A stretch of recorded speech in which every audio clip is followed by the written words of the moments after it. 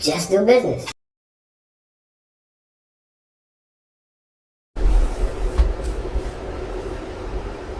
Okay, we here with Kwonbie Bernard.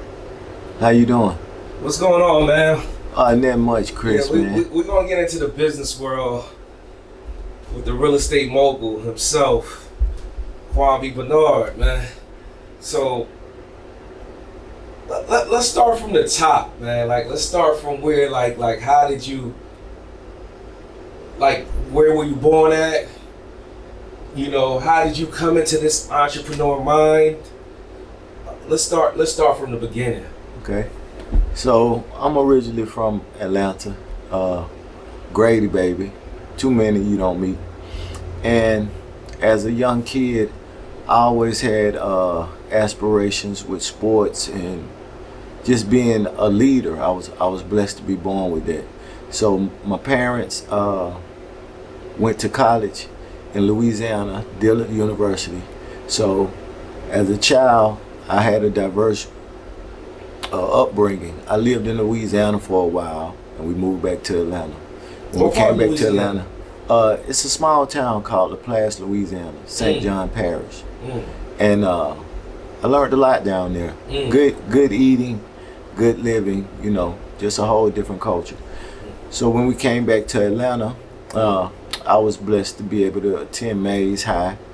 And after Mays, I attended Morris Brown University, Morris Brown College, which was in the AUC University. So it's in a hub of Clark, Atlanta, Morehouse, Spelman, Morris Brown, and ITC. And there I met a lot of good people and gained a lot of great relationships. While I was there, I worked in the library, did interlibrary loan for about 15 years. I know it sounds kind of funny, but it was a great job and a great opportunity because I met so many people. What type of people you met there, like, at that location? A lot of educators and a lot of really well-off blacks of my same kind, business owners, entrepreneurs, and that's what gave me the whole feel of being an entrepreneur.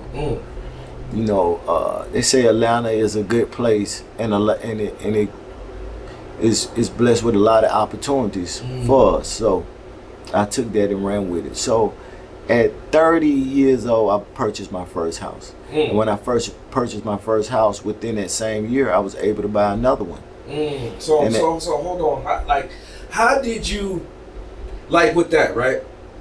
Like, take me to, like, how did you know to purchase that house? Was it your mom teaching you, your pops, those educators that you met in college? Right. So a lot of it was my parents, but also my grandfather and my uncle Marvin Arrington and my grandfather Joseph Arrington. They always preached empowerment and ownership, and they loved the neighborhood and the community that they was from. So my first house I purchased, of course, it was an owner-occupant.